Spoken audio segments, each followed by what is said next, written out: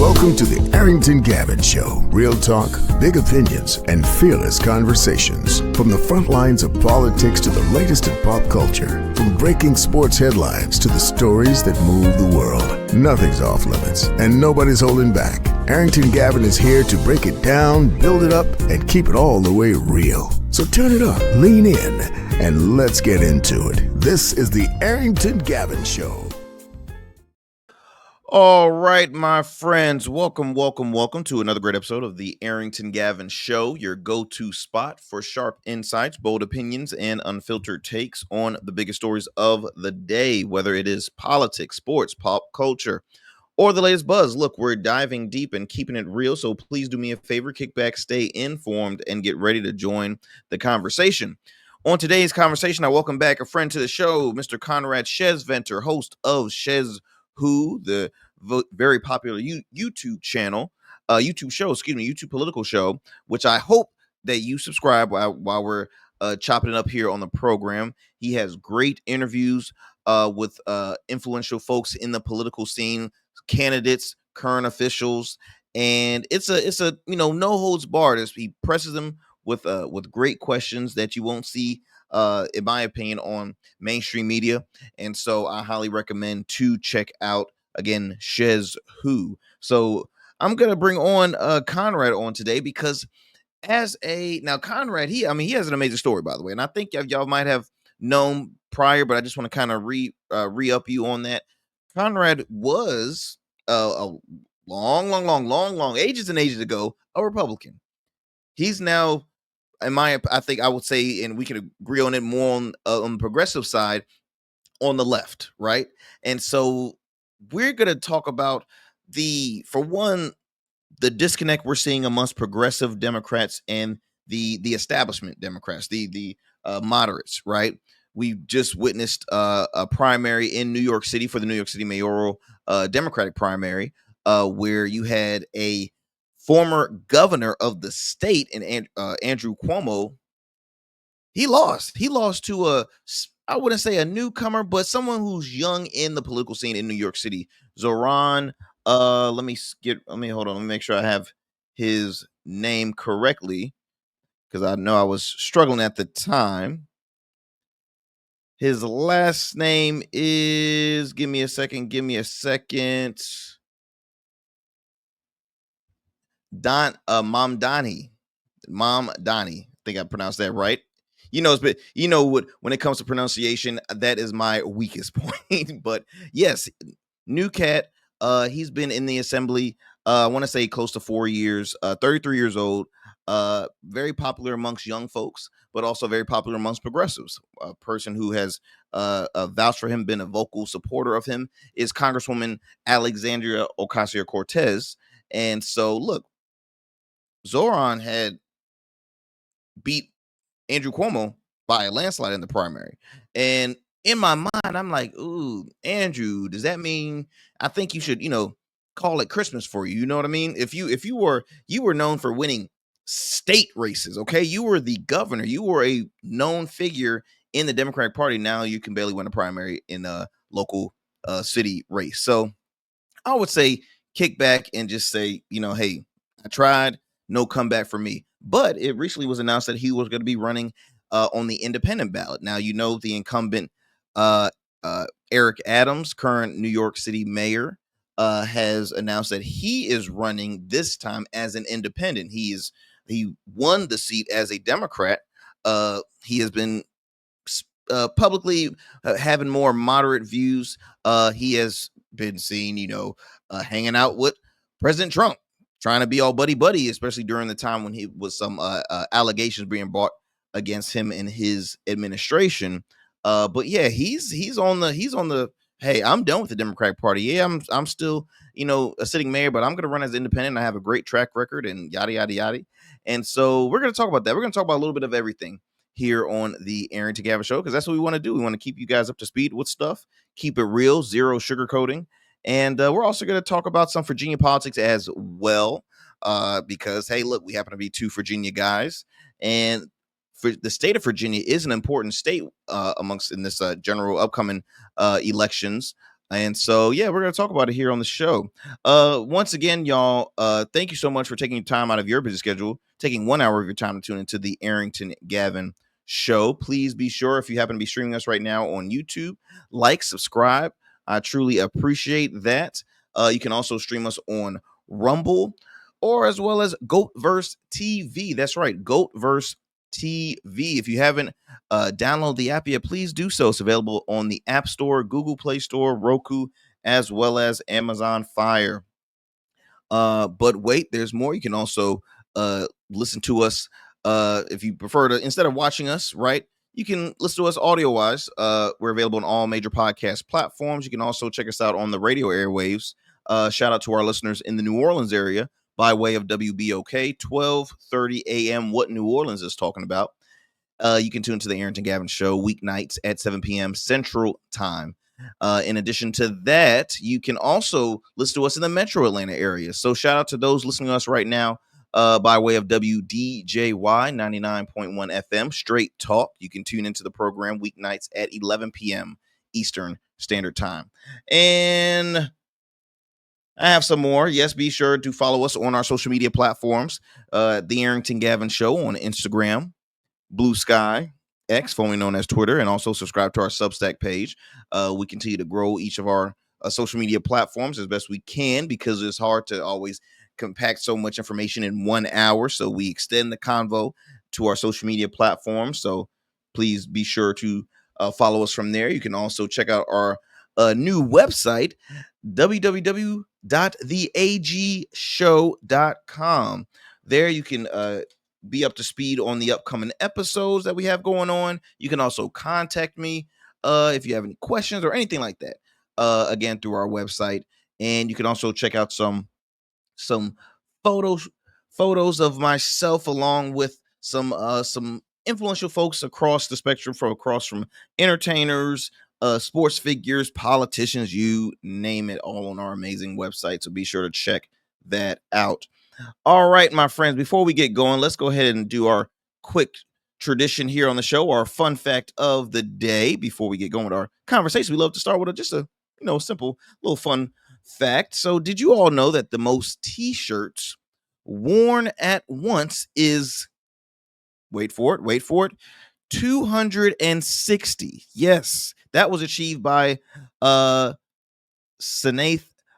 Bandari of Sri Lanka in December of 2022. He layered up in sizes ranging from small to 20XL, taking over an hour to get them all. So yes, that is a Guinness Book World Record, which I just realized something, y'all. I feel like Guinness Book of World Records, you can almost make up anything and turn into a Guinness Book of World Record. Like I've seen some stuff on social media. I'm just like, the most like what? It's at random. The most U-turns in a vehicle in under 1 minute. Like, I mean, it's just random stuff. But hey, they're world record holders. Congratulations. And I want to say you're welcome on the fun fact, because now you know something, thanks to yours truly. So, look, my friends, we're going to take a quick commercial break. When we come back, I'll be joining with my good friend, Mr. Conrad Schesventer, again, host of the political YouTube show, SchezzWho. Do not go anywhere. You're tuning into the Arrington Gavin Show. Every man has a story to tell. Your ambitions, your achievements, your legacy. Your suit should reflect that story, crafted precisely, designed for impact, and tailored exclusively for you. We work with only the finest fabrics, luxurious wools, silk, linen, and blends from world-renowned mills in Italy, the UK, and India.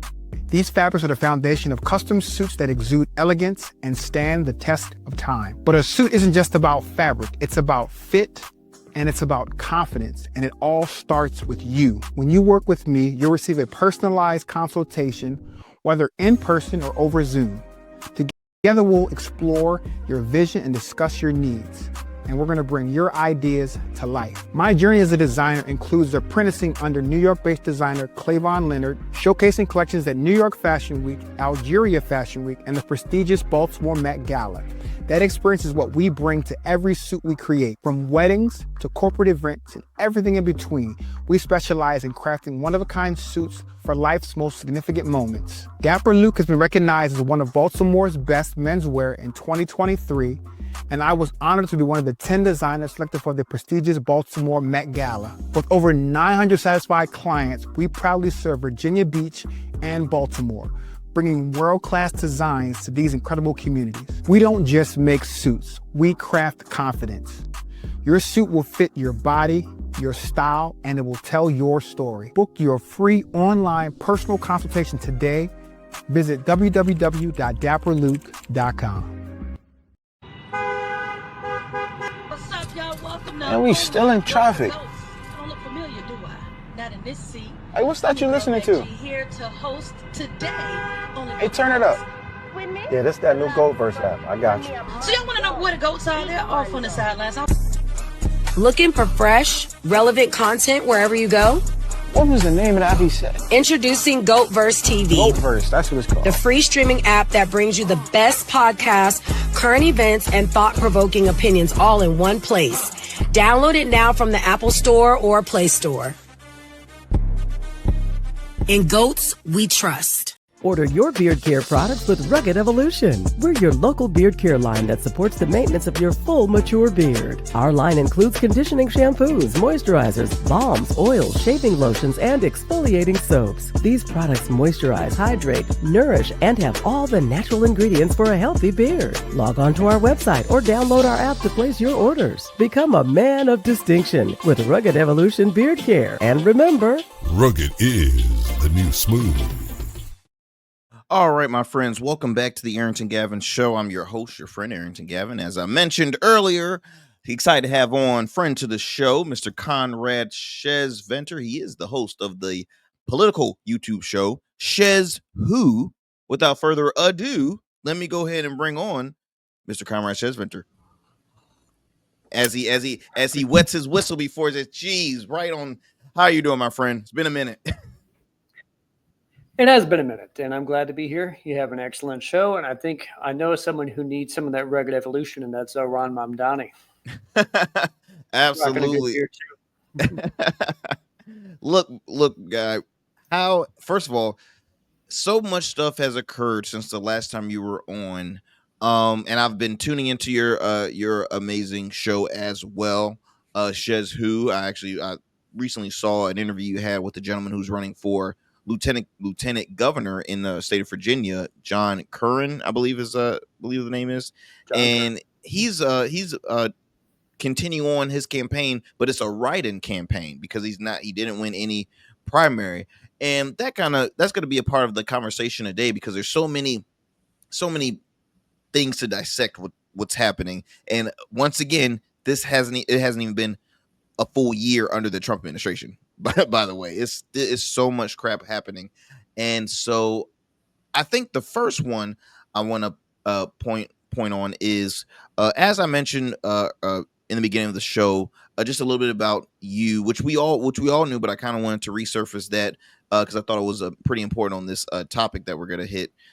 You were, I will say, leaned Republican at one point in your life, right? And then you left the party. You know how bad? You said what? You want to know how bad? While in high school, for about 2 weeks prior to the election of 2004, I wore a shirt, and this shows you that A, I didn't have good taste, and B, I was a little too consistent for my own good. I wore a shirt that said, vote Bush, flush the Johns in 2004 every day for 2 straight weeks because I thought it was funny. Mm-hmm. But making a toilet joke about John Kerry and John Edwards. That's pretty Republican right there. But a funny shirt, though. I might say. Mm-hmm.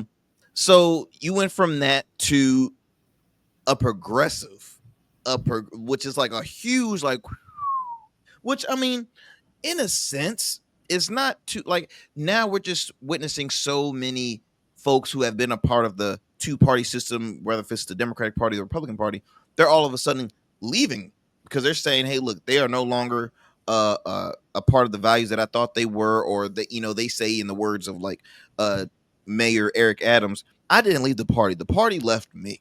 You know, Reagan said the same thing. So it's he like was a Democrat, became a Republican. So like, I mean, I'm at first person I thought of was like a guy like former Republican Congressman Joe Walsh. Joe Walsh has announced that he's switched parties. He's now a Democrat. There was an article not too long ago talking about the U.S. Senator out of Alaska, Lisa Murkowski, and she said, "Hey, look, could be a possibility that she could go independent." She didn't say she would, go to the left, but she would leave the Republican Party.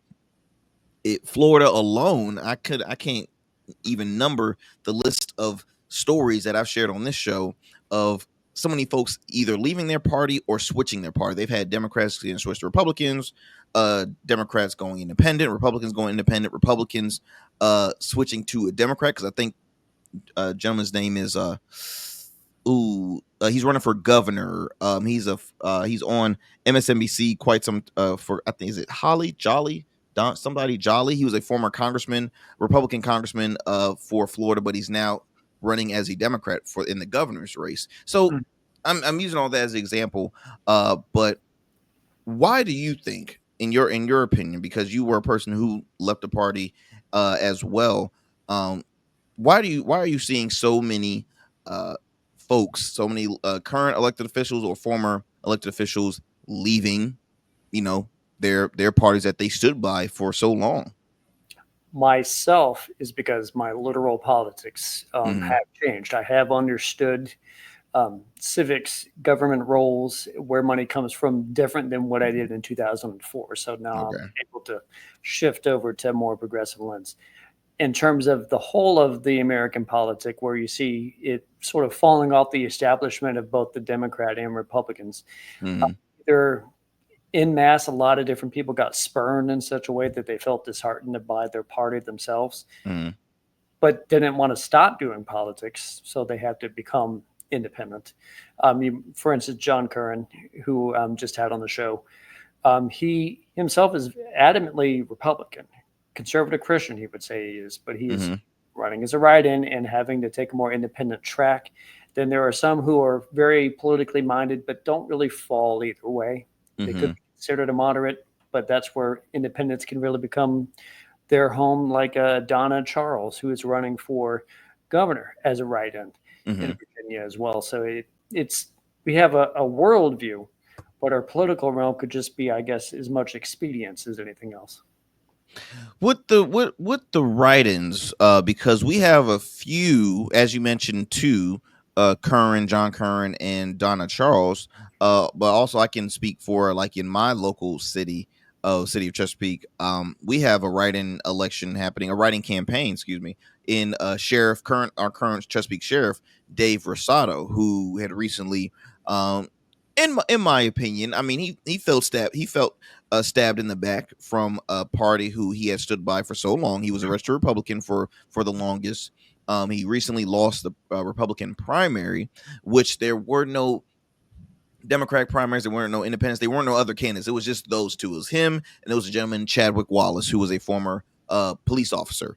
And so the Republican Party stood behind Wallace. Everybody stood behind Wallace. The former Virginia Congressman Forbes stood behind Wallace. And Rosado felt betrayed because he's like, wait a minute, 23 years of my life I've gave to you all, and now this has happened. So now he's running as a write-in. He's announced his resignation from the Republican Party as well. And so I hope to have him on very soon to discuss, because I've met him a couple times. Nice. Yeah, real nice guy. But I think here's the frustrating part too, is this all coming about? It's almost like you're taking this L, not like, almost, how can I put it?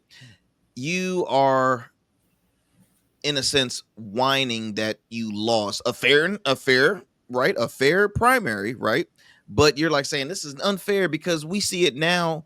It was just announced that Andrew Cuomo will be on the independent ballot for mayor of New York City, because he recently lost his primary. Lost fair and square too, yeah. He lost fair and square. So I'm like, okay, we can't criticize folks For example, when Trump lost the election against Biden, for the longest, he was saying the election was rigged. The election was rigged. This was rigged. Even you had My Pillow guy lose his mind saying how rigged it was. His fortune. And it's like, okay, if you criticize this person saying, no, you lost fair and square, now when it happens to you, it's the other way around. Okay, if you would have won your primary, would this be, because you're saying a lot of stuff about your current party and just the system as a whole. So, I mean, you know what I mean? It's just that's why I always come up with the counter questions. Yeah, I'd be very curious how much of that is actually the truth or a political way of spinning a lie. We all have been hearing about fake news since 2016, 17. Mm-hmm. And just today I'm reading that Gavin Newsom out of California is suing Fox News over a fake news about him taking a phone call from Donald Trump that never happened. So we get to see it far West Coast and here on the East Coast too. And you know what? He specifically called out Fox News Jesse Waters, which I'm not a fan of at all. And I watch Fox News from time to time, but when it comes to when the camera goes on Jesse, I'm like, oh, okay, next I can't do it, because he is a, I can't say it on air, but he is a crap starter in a sense, right? That's what he's made of himself. That's his brand. He's on twice 2 days in, he's on twice in one day. He has his own program. He's on the 5. And it's like, geez, Louise, this is your bread and butter. This is your prime time dude. But yeah, and he's suing him, I believe, for like $787 million. The size of the last time Fox was sued. That's right. I thought it was the exact price point. To be honest, I'm like, wait a minute, this is almost the same. But so it is interesting, and we're seeing folks, and that's actually another question. But before I get sidetracked. Okay, we have folks leaving parties. They're tired of the 2-party system, which you know me very well. I'm a middle guy. I cannot consider myself affiliated with any party. Now, do I think one party is a lot worse than the other? Absolutely. Would I lean more towards one party in a case in our current society? Absolutely. But I see issues happening within the party system. For example, you're progressive. You are not liked by the Democratic Party as a whole at the moment. I feel as though like the Democratic Party has not stood behind progressives at all yet, in my opinion. Go on. Yeah, not only is it Cuomo, it's the money of the business in New York City is going to go toward either Eric Adams or Cuomo. Mm-hmm. And a lot of the people who are pundits to be Democrat pundits are, as you see, about to be very corporatist and support the whims of CNN or MSNBC, and they don't like Mamdani. As you saw when he was on Colbert's show, his questioning seemed a little harsh. And when he was on there with, I'm forgetting the gentleman's name, but they both decided to endorse each other. So this is a good example of how ranked choice voting works, by the way. They were able to boost their all numbers because they supported each other.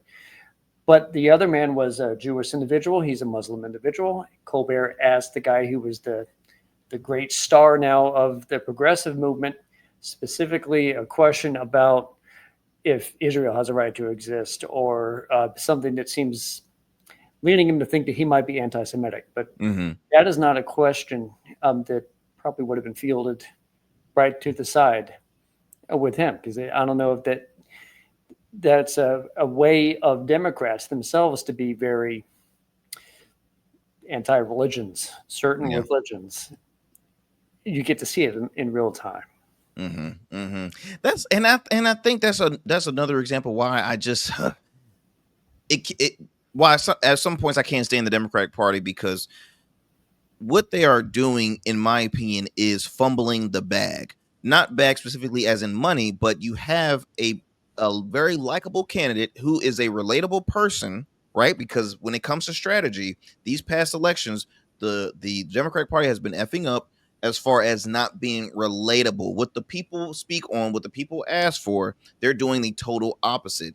And like I heard you mention money in a sense, so it's like they're going for the Andrew Cuomo's, right? They're going towards the Adams, or not really the Adams, but they're going towards folks who have influence, who have the that capital backing.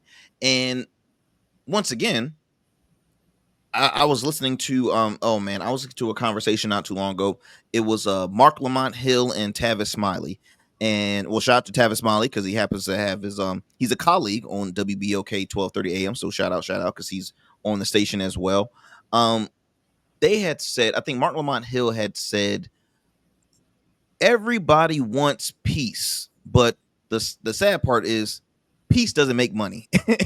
Okay, and peace it's just that's what we're witnessing here is they are following the dollars, in my opinion, and you're seeing folks. I think AOC had called out elected officials that once forced Andrew Cuomo to resign when he was governor, yet they're backing him and endorsing him.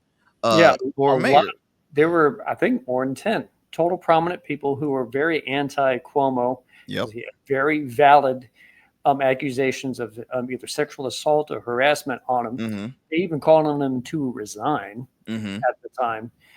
And then they come back to back him, which makes you wonder.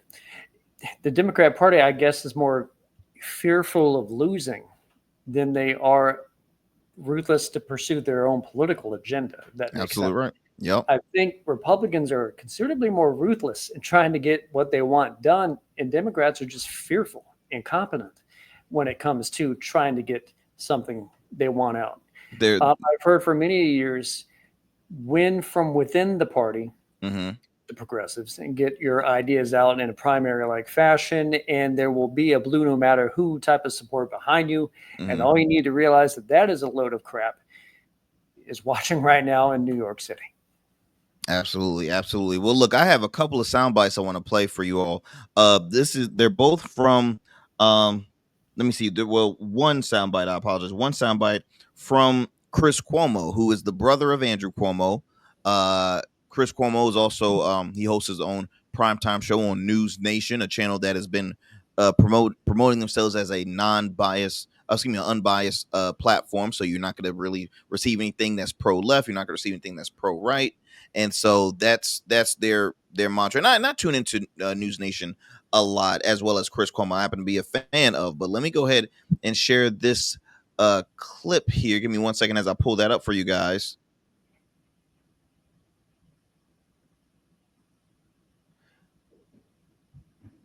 Here we go. So this is Cuomo's response after his brother had recently lost the primary race. Party is now officially in MAGA mode. We are now on both sides in a period of extremism. The same way MAGA played with the prejudices of white nationalism, you're seeing an identical dynamic on the left with prejudices like tacitly supporting extreme Islamism or targeting Jews. For the right, it's migrants. For the left, it's Jews. It's fundamentalist Christians dominating the right. It's fundamentalist Islamists making headway on the left. I know that doesn't sound like Democrats, but that party is dead. What it will be reborn as, we'll see. And this is not about Muslims, at least not for me. It's about extremism. Yes, Islam is growing in the country. In a few decades, the Muslim population is projected to double in size as a share of our overall population. I do not agree, however, with our president that Islam hates us. I don't care if you're a Muslim, a Jew, a Christian, or any other faith, or if you think faith is for fools. It's how you use your beliefs to justify your actions that I care about. And what we're seeing now is that there are many in America who are adopting and adapting to fundamentalism. The outcome in this election wasn't about affordability or about real change. The winner is an open socialist, and the Democratic Party is now just that, socialistic. But be clear, this is a fictional fix for very real frustrations. An extreme suggestion of free everything that sounds great to those who feel cheated by the system because they are cheated by the system. But this is never going to happen. It makes sense that the left would want to match what beat them, if you think about it, a populist movement that's grounded in grievance. So now they're hatching their own kind of, if you can't beat them, join them move, fueled by what? Outrage against Trump. He is the devil.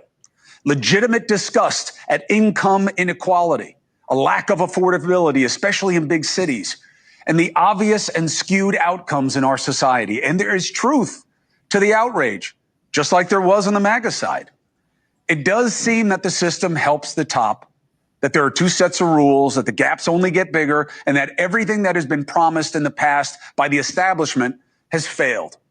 That's why the establishment or old guard or system or institutions are all being targeted. And I'm okay with that, depending on what, if anything, follows that's better, okay? And by the way, this as a device in politics is not new, and it works. The French Revolution was led by screams of kill the rich, and that was 1789. And the influences then were Marxist and communist, just like they are on the left today. So I will borrow from the French for a word for what this is. It's a revolt. That's what it is. A rejection of how things are done in that party and in this country. All right. So I want to get your take. As you're listening to someone. Absolutely. Absolutely. I'm listening to him and he's like, okay, he's sort of taking a both sides angle because there's a lot of populist rhetoric. He wanted to wrap inside his own speech right there, even though he was against populism overtly. And yeah, 1789 was when the French Revolution was. And yeah, that they were very anti-monarchist. They weren't necessarily anti-capitalist because the concept didn't really exist in 1789. And when did Marxism exist? Around 1848. So he was getting his times wrong in terms of the concept of Marxism. I think you get to hear a little bit of the fear in his voice that his proximity to power, which is through the corporatist establishment, his brother is a great example, isn't necessarily speaking to people who would vote to keep it back in place. There in New York City, the great voters for Mamdani ended up being very young, which would mean people who weren't otherwise voting. And that's probably as much of him trying to broadcast his fear and wrap it into, you got to be fearful too. And I don't think we have to be as fearful just because he is. I like that. I like that. There was another soundbite that I wanted to play, but due to the language of it, because this was on his that was on his primetime cable show. I think it's just called Cuomo. And then you have his he has a podcast called the Cuomo Project. So I just pulled some, in my opinion, just some points that I wanted to throw in, because he was mainly saying that AOC is bad for the Democratic Party. So he had said things like, she's killing your party, and she's not a Democrat. She's not real, no different than the pod bros. And one thing I wrote down was that he continues to compare folks, or at least folks in the Democratic Party, to his father, Mario Cuomo. Now, his father has been in office years and years ago. So I say all that to say stuff changes in time. All right. The Democratic Party or the Republican Party as of today might not be the same party it is 50 years, 80, 60 years from now. It's just a matter on the time. So not saying that his dad was not a great leader of the state of New York. A lot of my family comes from the state of New York. They loved it. They know who he is, all that great stuff. But when I get so tired when he continues to compare the up and coming figures to his father, I'm like, dude, it's a different day and age. Like, please just stop. That's your only claim to experience of, I know what a real Democrat is, this and the other. It's just I don't know, that kind of bugs me right there. You got needlessly anti-Muslim there too. Zoran isn't coming off as if he's a Wahhabist type of Islam where he's preaching terrorism. He's not. But he wanted you to think it. But would you say is that why then the Democrat elites are shying away from folks like him? Because even journalist, former MSNBC host Joyanne Reed, she was recently on The Breakfast Club, and she said, look, I've been a Democrat since I could vote, and I'm even on the edge. I'm barely holding on. And what she had said was, you have folks like a Jasmine Crockett, right, who is another fan favorite. Instead of you having her as your face, you got to say, well, look, give it to this person because they've waited longer for this spot. They're going to say, give it to Hakeem Jeffries. Would no smoke, nothing, no shade against Hakeem, but Hakeem, I'm just saying, bro, you've been in your position for a minute. I don't see anything. I don't see a backbone from that side, and that's my issue with the Democratic Party. I don't see a backbone. I would have about Hakeem is when he was at that press conference and he was talking about what they would try to respond to be against Trump, and like sort of like when you're at the plate and you're waiting on the good pitches in order to swing. And then I'm like, okay, I understand the metaphor. I don't like the metaphor. But if you look at this objectively, have they swung at anything anyway? They're not. Not at all. Lackadaisicalness is going to help generate the type of young people that want to come out and vote for Zohan, and perhaps in here in Virginia as well, because Hashmi winning lieutenant governor is something. It was a shocker. It was a shocker, which we're going to talk about that. Look, we're going to take a commercial break, family. Again, you are listening to the Arrington Gavin Show. I'm joined here with Mr. Conrad Schesventer, host of the political YouTube show, SchezzWho. Don't go anywhere. We will be right back after these commercial breaks. SchezzWho Learning Institute, LLC, is a hybrid learning center that strives to educate adults and children in all fields. During the day, we offer programs that are focused on developing students from pre-K to 12th grade, which includes tutoring, homeschool co-op, an after-school program, SAT, ACT prep, and many more engaging academic programs. Our adult education programs include workforce trainings, GED prep, life coaching, various seminars, and many more. Our vision is to train and educate in a positive way that will lead to a positive change in the world, one person at a time. For more information, visit us online at JazarinLearningInstitute.com or call us at 757-208-7407. Become a man of distinction with Rugged Evolution Beard Care. Order our scented beard oils and beard balms to help you maintain and grow the perfect beard. Order today. Try our men's care products like the full body exfoliating cleansing bars, body wash, smooth stash, and more. Log on to our website or download our app to place your orders. Rugged Evolution Beard Care. We're your luxury but affordable men's care line. And remember, rugged is the new smooth. People age 65 and older are at high risk of injury, especially from falls and car crashes. But older adults can take steps to stay safe from injury and be independent longer. Tell your doctor if you have fallen, if you worry about falling, or if you feel unsteady when standing or walking. Learn more about preventing falls and aging without injury at cdc.gov/stillgoingstrong. All right, my friends, welcome back to the show. I'm your guy, Arrington Gavin. Joining me is Mr. Conrad Schesventer, host of the political YouTube show, SchezzWho. Conrad, we were talking about, a little bit of everything, just, the whole issues happening within the Democratic Party.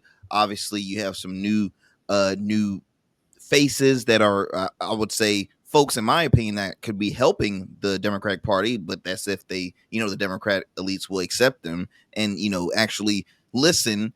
And if they're trying to get this win here, but I do want to toss a different topic here. We have witnessed strong. I now call them Trump regretters, more like they used to be diehard Trump supporters, like a Candace Owens, who has been very critical of the president. You have a comedian and political commentator Dave Smith, who was recently on a program saying he put out the impeachment, he put out the I word. I'm like, whoa, what is this coming from? Which Dave, yeah. So I mean, it's a lot, man. What's your take on those who have been Trump loyalists now? They're starting to become one of his biggest critics. And is it real, or is it mainly just? They come from distinct directions. Mm-hmm. A lot of my bubble the past couple of weeks, especially when this new war started, was listening to people who brought on the name Scott Ritter, who is from the military, very knowledgeable. He even worked in the weapons programs and being able to be a watchdog in terms of the United States and the UN and stuff. And he admitted in one of the first interviews I've seen of him that He supported Trump in 2024 because at the time he viewed that as the best of the options. Of course, maybe I should have met him and convinced him to vote for Chase Oliver, like I did or something like that. But he voted for Trump. And then as soon as Israel does according to him, Pearl Harbor type attack on Iran, that this is going to create something so bad that this shows you how bad Trump was. And he's also called for impeachment, and that this is that's his view. Dave Smith, libertarian comedian, also a guy who does a show, and it was also on the same topic, the war. And like, what was Trump saying throughout most of 2024? That they are a relative anti-war candidate. They ran against the neocons, and they were able to point their finger at Kamala and say, hey, Biden and her are the warists. We're the peace people. In fact, so was Tulsi Gabbard. She was front and center. She's the secretary of national intelligence. That's another great example of someone who shifts their politics, because she was a very progressive person in 2020 when I met her in Virginia Beach. Wow. But now in 2024, she joins the campaign. Then she gets to be Department of I don't know why I'm blanking on my acronyms at the moment, but she's the leader of the intelligence of the United States herself, as recently as March, in front of Congress, saying that Iran wasn't pursuing a nuclear weapon, and that they're not doing it now either. And when confronted about that, Trump said, well, she's wrong. I have intelligence that says otherwise. And when he says I have intelligence and she represented the United States, she's the damn director, for crying out loud. He's got to refer to a foreign government given him intelligence, which would be Israel. So Tulsi would probably, considering she's still in the administration, also probably think that, because she was very anti-war herself. She has the experience from being in the military. She can't afford to jump out yet. I don't know if she's brave enough to do that yet. She doesn't have the platform like Dave Smith does.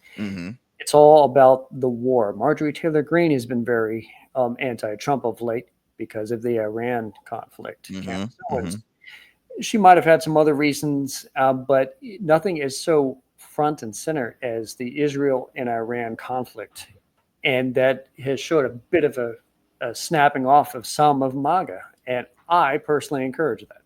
Oh yeah, I mean it's must see TV when you have guys like Tulsi. I was about to say Lord, not Tulsi. Tucker Carlson, and calling out. I mean, he was going ham on Mark Levin, Ted Cruz as well. He, that was on a Tucker Carlson show. He grilled U.S. Senator for Texas, Ted Cruz, who speak about no backbone, but he got called out. Mark Levin, conservative commentator and host, he was getting called out from Tucker Carlson. There's a back and forth happening, and Mark Levin calling out Marjorie Taylor Greene. I mean, it's very interesting seeing the arguments happening in, if you think, a party that you guys are winning at the moment. Like, maybe not now in our lenses, but I'm just saying you are at the ball's in their hand. The ball's in your hand. So what is this back and forth happening? So it's pretty interesting. It's again adding to the gumbo of "we told you so." Like, I mean, come on, Tulsi, come on. This goes to my argument on her being an opportunist, because she was furious of the Democratic Party because she didn't receive the support when she ran for president. Boom. Then she is finished from office. She becomes a commentator here and there on Fox News until she becomes a paid contributor on the program, mainly paid to criticize a party when she was still then a registered Democrat. Then she becomes an independent for about a weekend. Then she becomes a Republican, and now she's a part of it's just it's a lot. It's a lot. That right there always, frustrated me till this day. You see, I haven't got over it yet. It's like going over a bad breakup. Like, I just haven't gotten over it yet. But but it's interesting. I want to move it on, because obviously we're seeing a lot of well, I guess the question is, do you think that will stop? Like, what would he do to basically win back his base, win back his primary support staff? I mean, do you think it will happen anytime soon? Effectively, what he did. Mm-hmm. Not that I agree with him being so chaotic. Mm-hmm. I also want to try to be as objective as I can, funnel through the fact I have my own political thought. Mm-hmm. I don't want an Iran-Israel war. Mm-hmm. Do I need to speak that into existence only through the mechanism of a Democrat president? Not necessarily. If that could be achieved through Trump, that goal of mine could be had through Trump. And I am nonetheless amused that he cursed out reporters because of Iran and Israel not knowing what they're doing because of an attack. And I'm like, well, for a second there, I was thinking that you were doing this because you were that overt of a fan of Israel. And maybe he's not. Maybe that's his own version of opportunism. And then he suddenly wants to come off as solving everything and being a peace process so he can use the media, which he's probably one of the best at, to make something happen through worldwide public pressure through media, that he could calm down Iran and Israel simultaneously. And I think that's the type of thing that's just going to make people who were already MAGA like him more, because they're like, well, they look what he did. He solved the 12-day war. They already called it the 12-day war. And I'm like, I don't like Trump, but that's what they're going to do. I want to ask, because I know you still hold, you have contacts on the right, those who have been Trump supporters and who are considered, a part of MAGA. I know some folks as well. How are they feeling at the moment? What do you what is their grade that they're giving this current administration at the moment? I know exactly who I was thinking about as you described that. And we have had a lot of text back and forth. And it is interesting because they love him a lot. And if I wanted to say, take what I just screenshotted today of Trump being voted in as the economic president, and I could show them this meme I just saved that says, well, in the first couple quarters of his being president, we've actually shrunk as the economy. I would want to throw that in their direction just to see what they say. They're going to circular reasoning their way around to liking him anyway. But that doesn't necessarily, to use another phrase, mean an apple can fall far from that tree, in the sense that they don't feel that way about Virginia Republican politicians. And I don't know why. Because to me, someone who watched this stuff all the time, they don't think that they're MAGA enough. I'm like, have you seen Winston Sears? Have you seen John Reed? These people are pretty MAGA. They like Trump too. And as much as they are also opportunists, if you're running for office, you're an opportunist. And as much as they are, that is what they have to run to, at least. Because if you run as virulently anti-Trump, but also Republican, you're not going to see the light of day.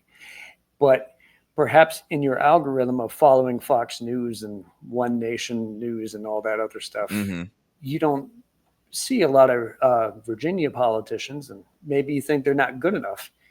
And you might want someone to suddenly run an independent run for governor or lieutenant governor, specifically to be MAGA. So it's hard for me to follow, but I take them at their word that, yeah, they still like Trump, and they would like other politicians in Virginia to be like Trump. Well, that is a great segue into, because I'm looking at my time. We're doing pretty solid. Virginia politics, right? The state of Virginia is one of those major states that can really turn the tables for the United States as a whole. That's why, they always considered our elections always make national news on a regular. So we have a governor's race. We already, it's been said that we're going to witness the first female elected governor in the state of Virginia. You have former Virginia Congressman, Democratic nominee Abigail Spanberger. We have current Lieutenant Governor Winsome Earl Sears, who was the Republican nominee for governor. And then you drop it down to the lieutenant governor's race. You have Gonzala Hashmin, who is a current state senator. Out of Richmond, yeah. Yep. And then you have conservative talk radio host John Reed, who, might I say, he was in third place in the polls back when it was 3 individuals in that and if Republican I recall, primary. I think Curran was one of the people in that primary prior He to was that being able to get the signatures, and he would say because he was sabotaged.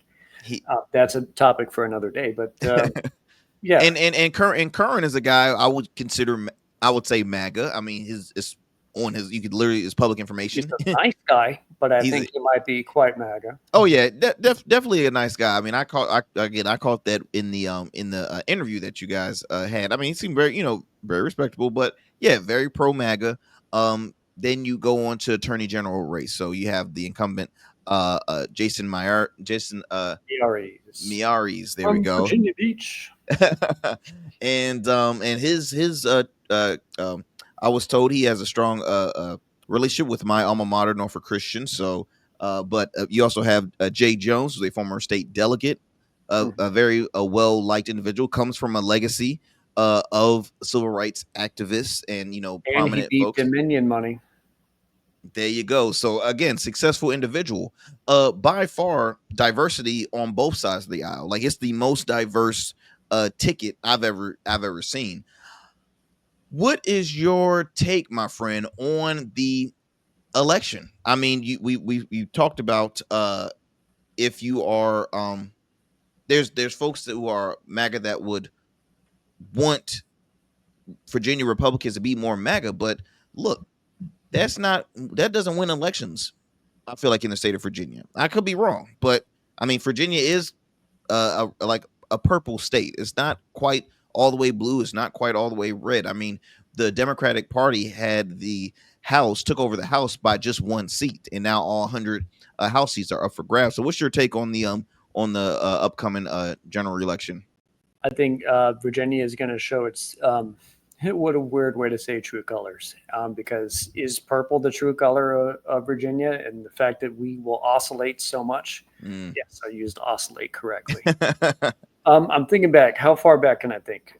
Bush wins in 2000. That was Mark Warner, who then wins in 2001, if I recall. Bush wins again in 2004. And then Tim Kaine, I think, wins as governor there. Obama wins in 2008, Bob McDonnell.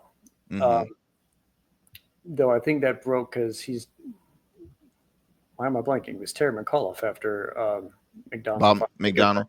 It was – I'm sorry. It was no, I think you're right. I think it was because was it Terry McAuliffe then Northam, or was it McDonnell then Northam?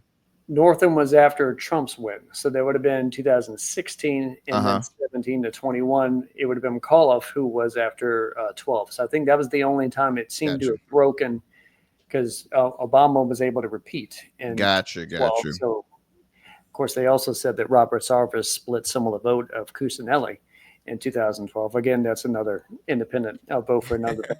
2000, Biden wins, and then we get Glenn Youngkin. 2020, and then we get Glenn Youngkin. And I think now, with Trump wins, and we have big anti-Trump fervor at the No Kings and various cities across Virginia.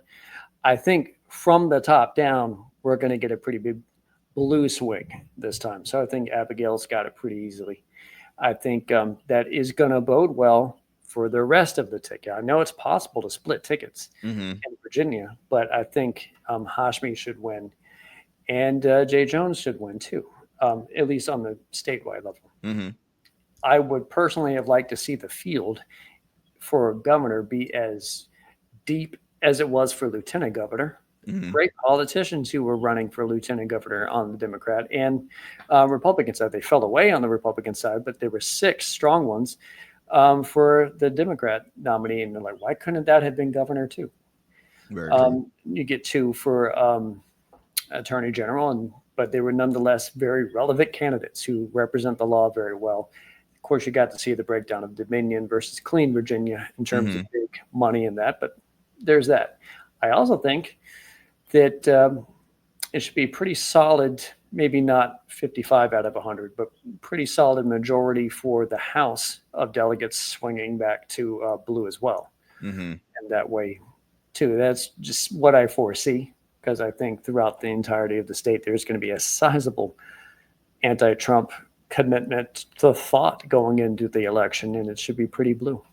And that's the thing. I've spoken with Republicans, elected officials who are Republican, who literally are trying to push themselves away from Trump during this election because they know that's not a winning strategy in the state. And I'm even we see Winston Monroe Sears with her ads. Her ads always promote what?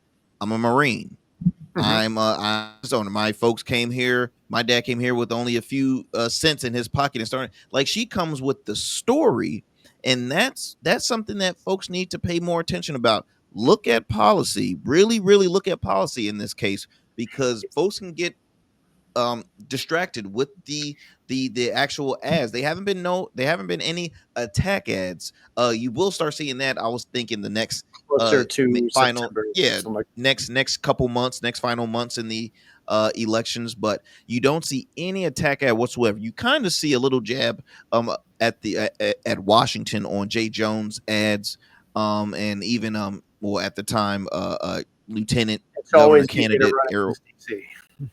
Oh, very true, because look, we're in a state where we have majority federal workers, and so you gotta look at the government cuts, right? That's a big north of Richmond was talking about us.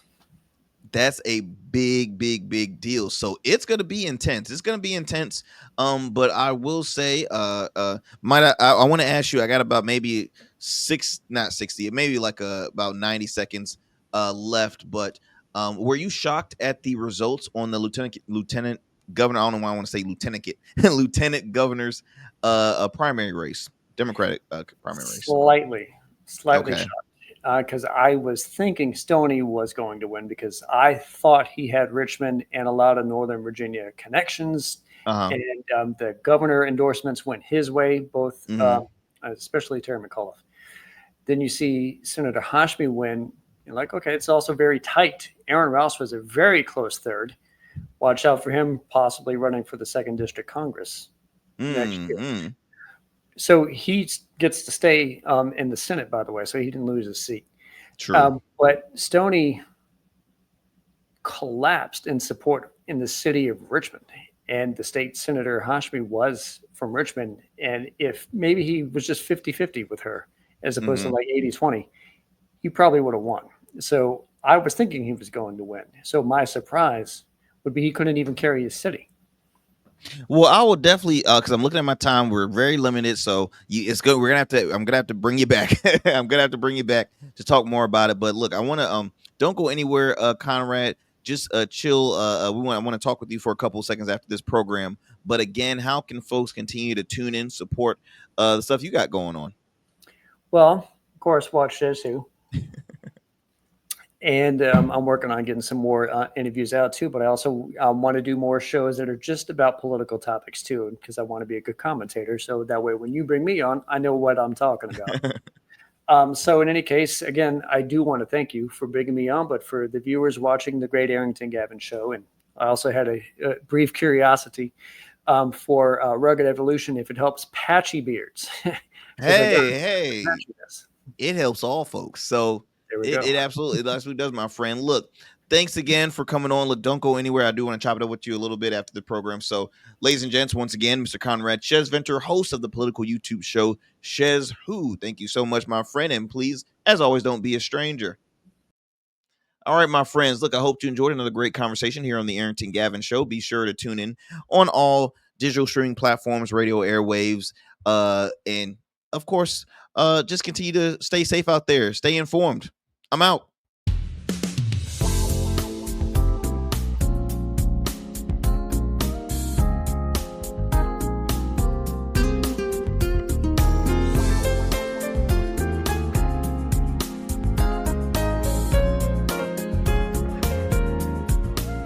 That's it for tonight on the Arrington Gavin Show. Thanks for tapping in and keeping the conversation alive. Don't forget, stay connected with us on all platforms. Follow at Arrington Gavin on Instagram, Blue Sky, and X, and subscribe to the official Substack for exclusive takes and deep dives you won't get anywhere else. We're here every weeknight, same time, same energy, same real talk. Until next time, stay bold, stay sharp, and stay true.